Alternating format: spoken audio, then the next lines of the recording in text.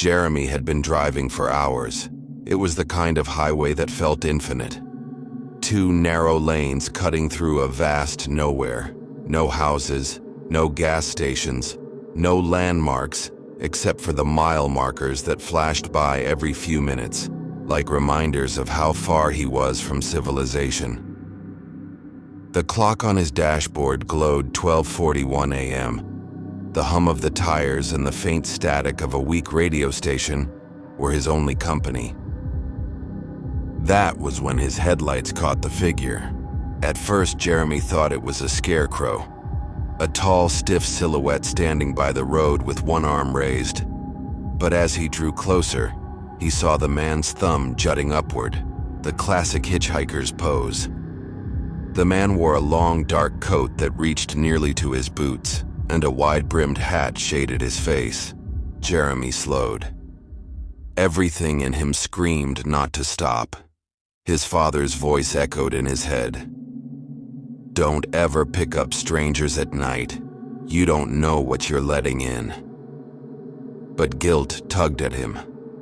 The man looked so alone, so impossibly far from anywhere. He pulled over. The hitchhiker approached without a word, moving with slow, deliberate steps. When he leaned down toward the window, Jeremy finally saw his face.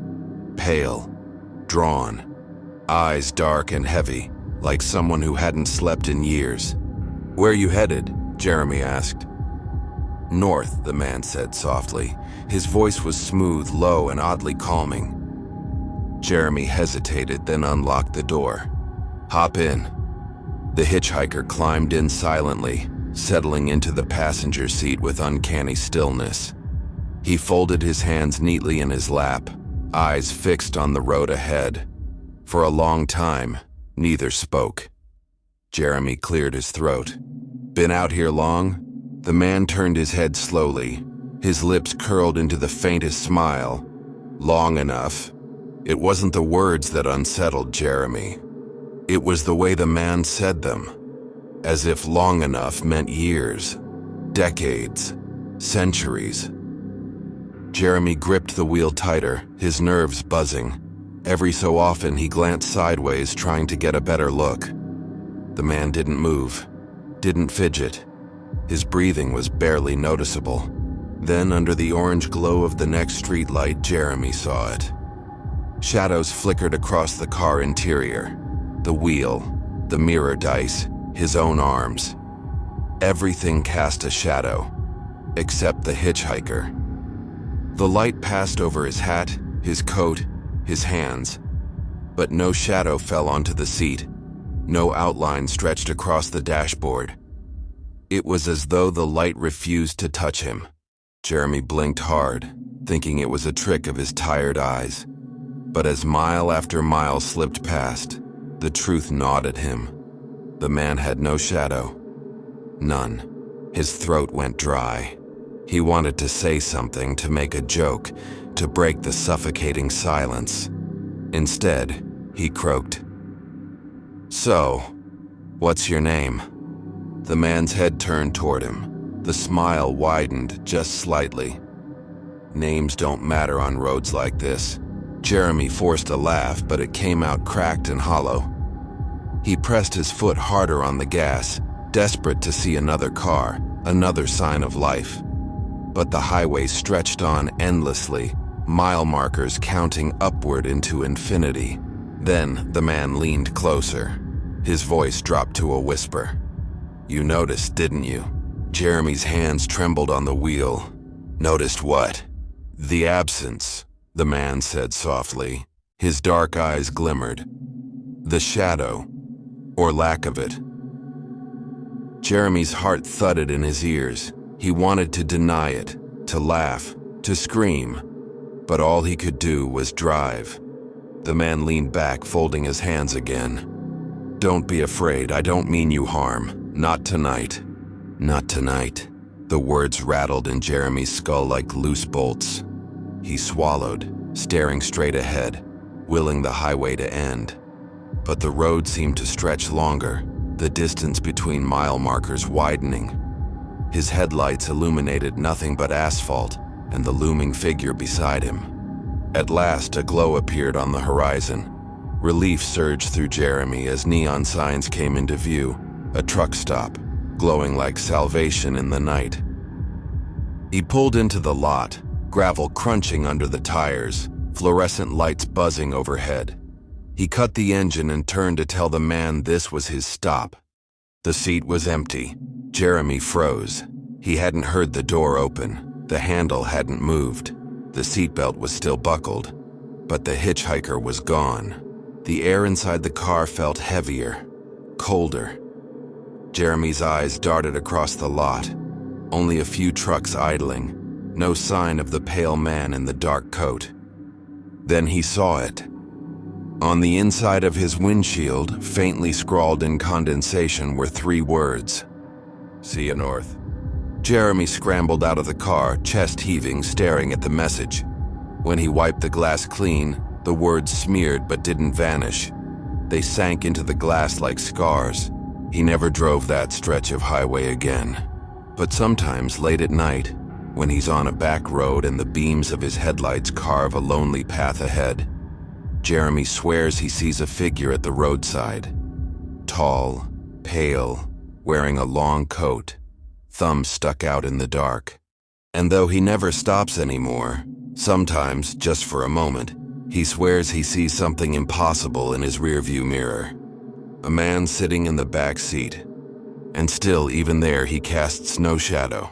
Alex had been on the road since sunset, and by the time the clock on his dashboard flicked to 2:57 a.m., his whole body ached with fatigue. The hum of the tires had blended into a kind of white noise, hypnotic, lulling him into the edge of sleep. His vision blurred. The world narrowed down to headlights, asphalt, and the broken rhythm of white dashed lines sliding under his wheels. Then, out of the dark, the green sign rose like an answered prayer. "Rest area, 1 mile." His chest loosened. Finally, a break. He told himself he'd park, splash water on his face, maybe grab something from a vending machine and push on. Just 10 minutes to reset. The exit ramp curved off into silence. At the bottom sat a squat concrete building, plain and lifeless beneath a buzzing orange lamp. A row of bathroom doors, each painted a peeling dull blue, lined the front wall. 3 vending machines stood humming off to the side. The lot was empty. No trucks, no cars, just him. When Alex stepped out, the air felt heavy, muffled, as if sound didn't want to travel more than a few feet. He walked into the men's room. The stink of bleach clung to the damp concrete walls. Fluorescent lights flickered and hummed overhead like sick insects. The mirror was cracked, his own exhausted reflection staring back at him. He cupped his hands, splashed water onto his face, and whispered to himself, 10 minutes, then go. But when he stepped back outside, something was wrong. The vending machines weren't 3 anymore. There were 5 now, lined up like duplicates. The building seemed longer. The row of bathroom doors stretched farther than before.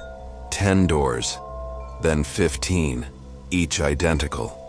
He frowned, shook his head, muttered, "You're tired."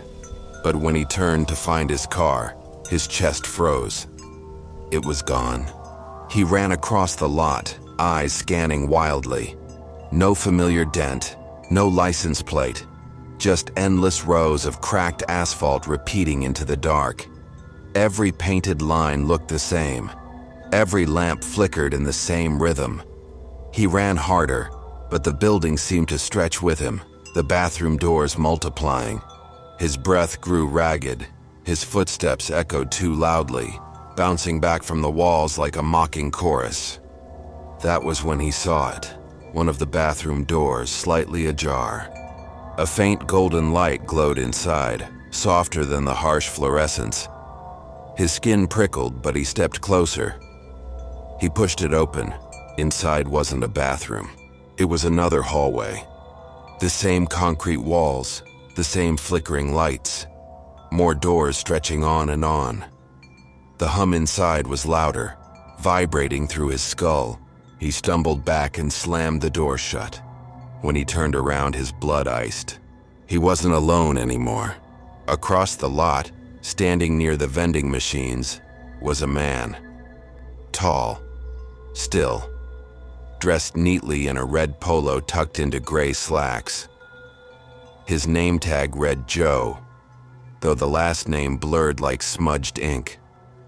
His hair was tidy, his smile small and polite, a customer service smile that didn't reach his eyes. "You look tired," Joe said calmly, his voice carrying too clearly across the silent lot. "Happens to people who wander too far." Alex's throat was dry.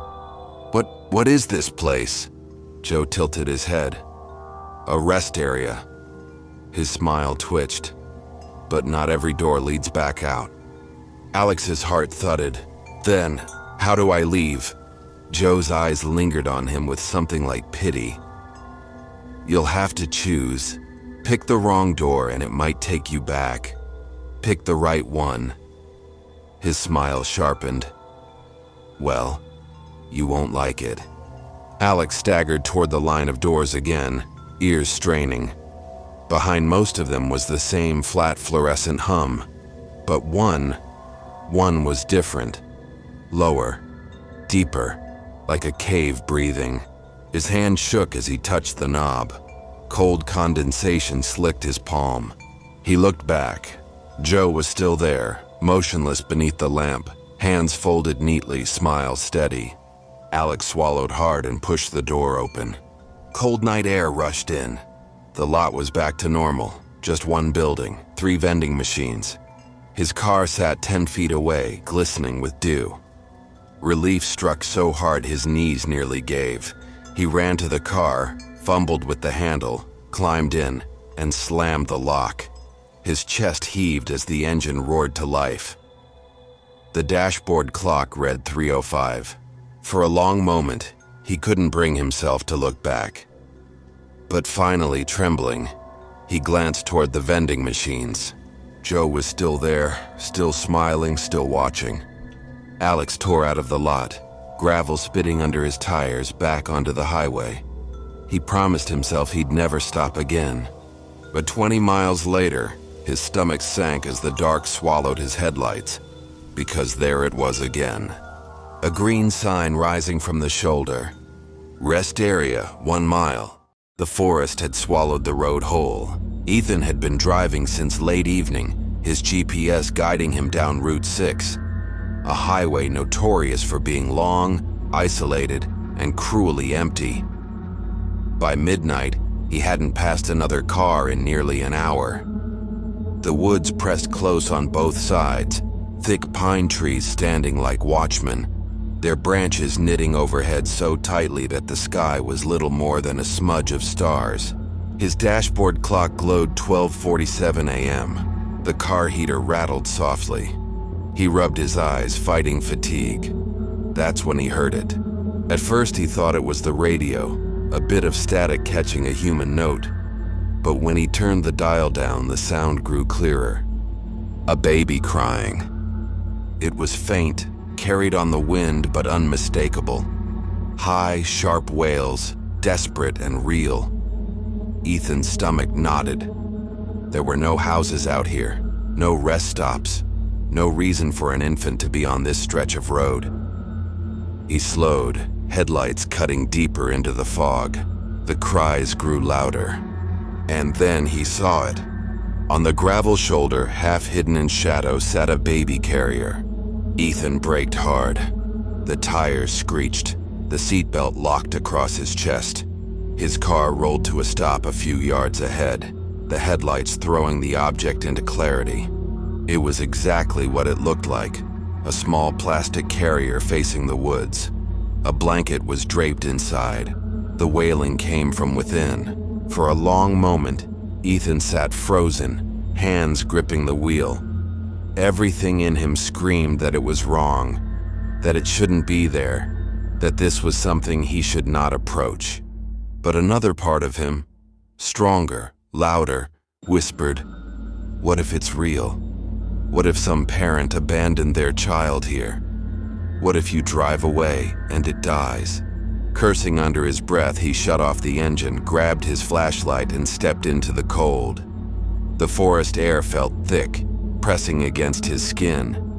The crying hadn't stopped. He approached cautiously. Gravel crunched under his boots, far too loud in the silence. His flashlight beam shook over the carrier. Inside, a baby squirmed beneath the blanket. Tiny fists waved. The wailing was sharp and ragged.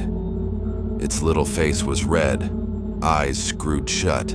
Ethan's chest seized. It looked real, too real. He crouched, heart hammering. Hey, it's okay," he whispered, reaching for the handle. The crying stopped. Instant silence. The baby blinked up at him, suddenly calm. Its eyes opened, wide, too wide, reflecting the light in a way that wasn't natural. Its mouth stretched open. What came out was not a cry, but a wet, rattling hiss. Ethan jerked back, falling onto the gravel. His flashlight clattered, beam skittering over the carrier. For a fraction of a second, the baby was gone. The blanket sagged flat. Then came the crunch. Behind him, he spun, chest heaving. His light caught something moving at the tree line. A figure stood among the pines. It was tall, impossibly tall. Its limbs bent wrong, elbows and knees twisted at unnatural angles. The beam swept its face, and Ethan's stomach lurched. There was no face, just pale, smooth skin stretched tight, blank except for a hole where the mouth should be. A black, yawning pit. The hiss poured out louder now, vibrating the air, rattling the leaves. Ethan scrambled to his feet, sprinted to his car, and dove inside. He slammed the locks, turned the key, and the engine roared to life. His headlights lit the road, and the carrier. It was still there, still on the shoulder, but now it was facing him. The blanket inside shifted. Something moved beneath it. The hiss filled the car, though the windows were sealed. God, no! Ethan slammed the gear into drive. Tires squealed as he tore down the road, eyes locked forward, refusing to look back. His chest ached, his breath ragged. He didn't slow for miles. His knuckles were white on the wheel. But then he heard it again. The crying. At first faint, then louder. His heart stuttered. He forced himself to glance into the rearview mirror. The baby carrier sat in the middle of his back seat. The blanket writhed. Ethan screamed, swerved, nearly clipping the guardrail. He stomped the brakes, skidding to a stop on the shoulder. He flung the back door open and froze. Empty. No carrier, no blanket, no baby. He sagged against the frame, chest heaving. Then he saw it. Tiny wet footprints, leading across the back seat, over the headrest, up the ceiling. He staggered back. The footprints trailed up toward the roof of the cars and disappeared. The woods pressed closer. The night seemed to hold its breath. Ethan forced himself back into the driver's seat, shaking.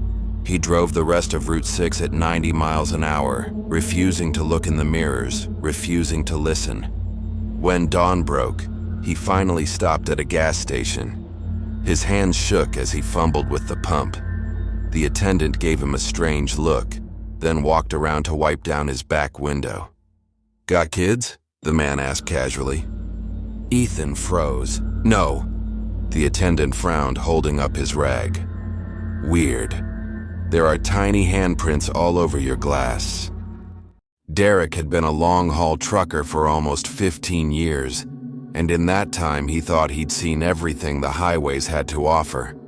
Strange hitchhikers, ghostly fog banks, abandoned cars in the middle of nowhere, all of it. But nothing unnerved him like that night on Route 50. He'd left the truck stop just outside Carson at dusk, coffee thermos steaming in the cup holder, the familiar low rumble of his rig beneath him. The run was simple. One state over, no complications. But as the night stretched on, the highway became emptier. lonelier. By midnight, there wasn't another set of headlights in sight. Then he noticed it. In his side mirror, a pair of headlights blinked on far behind him. At first, he thought nothing of it. Plenty of truckers ran the late-night routes. But as the miles rolled by, the light stayed exactly the same distance back. Not gaining, not falling, just following. After 20 minutes, Derek's nerves prickled. He slowed slightly. The headlights slowed too. He sped up. So did they. Finally, on a long straight stretch, the truck pulled into the other lane and drew closer. Derek glanced over, expecting to nod at a fellow driver. But what pulled alongside wasn't like any rig he'd ever seen. It was huge, older, maybe a decade or two out of date, the kind of model you didn't see much anymore. Its cab was painted black, dull under the moonlight. But what froze Derek's blood were the windows. Every single one was covered. The windshield, the side windows, even the tiny sleeper cab glass in the back. Thick, dark coverings, maybe paint, maybe heavy fabric glued from the inside, hid any view of the driver. It was like the truck was blind, yet it moved with eerie precision. The vehicle roared beside him, its engine deeper, throatier, but wrong somehow. Too loud, too uneven, like breathing instead of machinery. Derek tried to peer through the coverings, searching for a gap, a shadow of whoever was inside. Nothing. Just that black matte surface reflecting a warped version of his own headlights. The covered truck matched his speed exactly. For a full minute, the two rigs thundered side by side, the lonely highway shuddering beneath them. Then Derek saw it. Movement. Behind the covering, something shifted. Not a silhouette like a driver, something bigger, bulkier. It pressed against the fabric for a moment, stretching it outward, like a face trying to push through. Derek's gut clenched. He stomped the accelerator, his rig whining in protest. The black truck responded instantly, surging forward to stay level. The road narrowed into a bridge crossing, guardrails flashing in his headlights. Derek's rig rattled over the concrete. The covered truck clung to him, never drifting an inch. Then its headlights flicked off. Total darkness beside him. Only the groan of metal, the roar of its engine breathing in rhythm with his own pulse. Jesus Christ, Derek muttered, gripping the wheel until his knuckles blanched. He floored it, desperate to put distance between them. When the bridge ended and the road widened again, Derek risked a glance. The black truck was gone. Relief surged through him. He laughed shakily, muttered, "Get a grip, man." But a minute later, his side mirror glowed. The headlights were back. Closer now. They surged up behind him, so close the glare flooded his cab. Derek's CB crackled suddenly, though no one had used that channel all night. A voice hissed through, low and distorted. "Don't look in the mirrors." Derek froze. His hands shook on the wheel. He reached instinctively to switch the channel, but the radio knob wouldn't move. Stuck. The headlights flared brighter. His side mirror rattled violently as if something enormous pressed against it from behind. He couldn't help himself. He looked. For a split second, the mirror didn't show the truck. It showed dozens of pale faces crammed together, pressed against glass that wasn't there. Mouths open in silent screams, eyes wide, unblinking. Their hands clawed at the inside of the reflection, leaving streaks that shimmered like breath on cold glass. Derek tore his eyes forward, choking on his own breath. The highway ahead twisted through forest, shadows crowding closer. His headlights cut only a narrow path, but he could feel the other truck there, just behind, pushing him, hurting him. Another voice whispered through the CB, softer this time, almost pleading. "Pull over." He shook his head violently. No way. The whisper grew louder. "Pull over." Then a chorus joined it. Layer upon layer of voices, all overlapping, all begging in tones of agony. "Pull over. "Pull over. Please, pull over." Derek's chest heaved, his vision blurred. He pressed the pedal to the floor.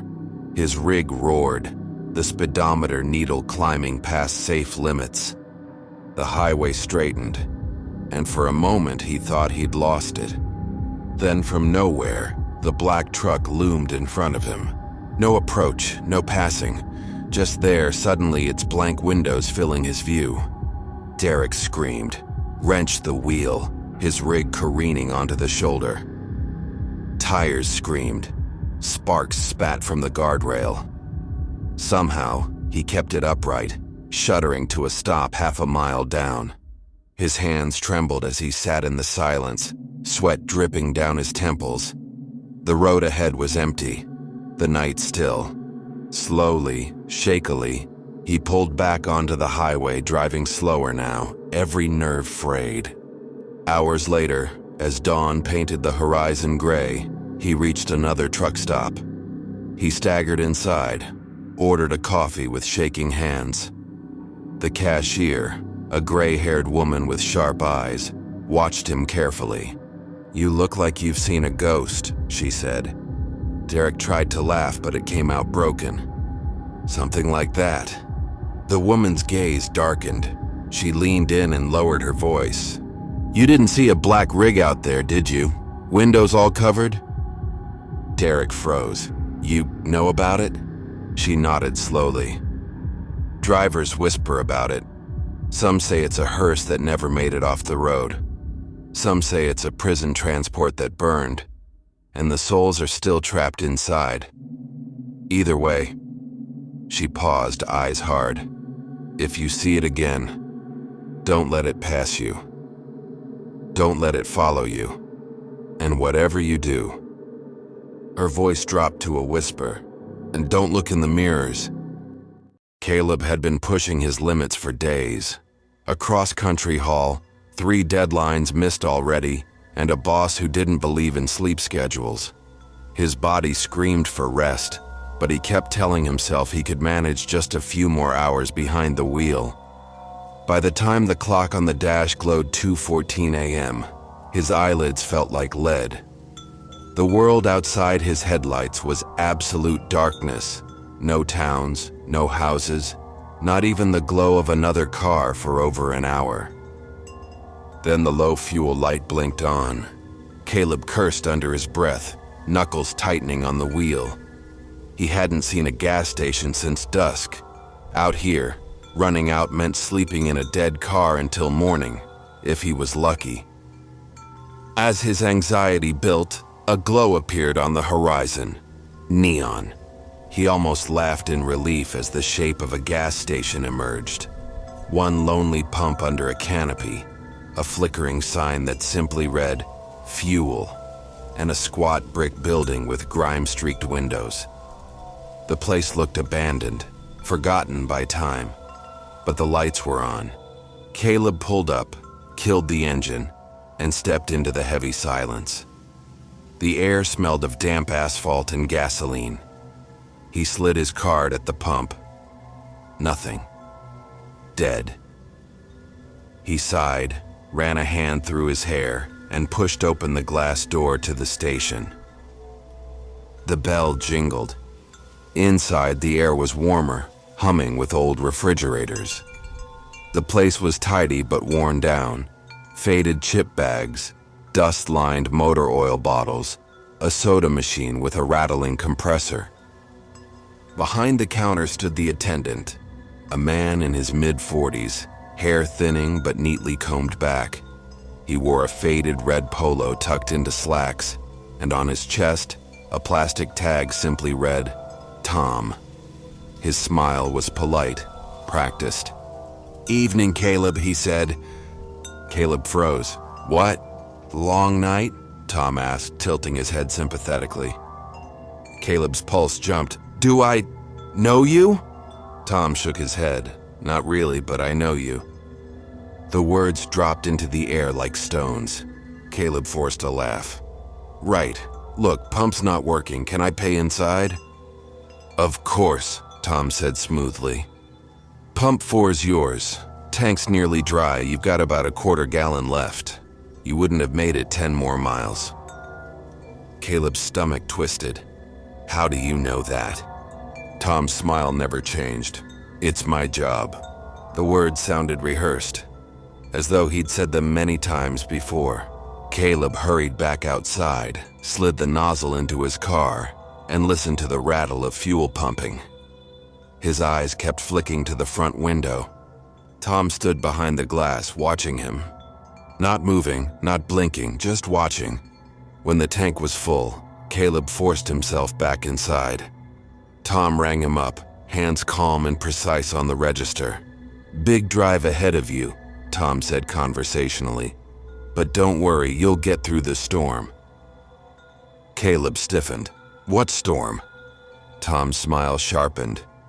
"The one waiting past mile marker 72, you'll see it." Caleb's throat dried. "All right, seriously, how do you know my name, my car, my route?" Tom slid the receipt across the counter, cutting him off. His voice was firmer now. "Safe travels, Caleb." Not a suggestion, a command. Caleb snatched the slip, shoved it into his pocket, and left. The bell jingled softly behind him, almost mocking. Back in his car, he sat gripping the wheel.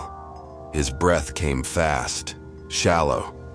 He told himself the guy must have glanced at his card info. That was it. Nothing supernatural, nothing weird.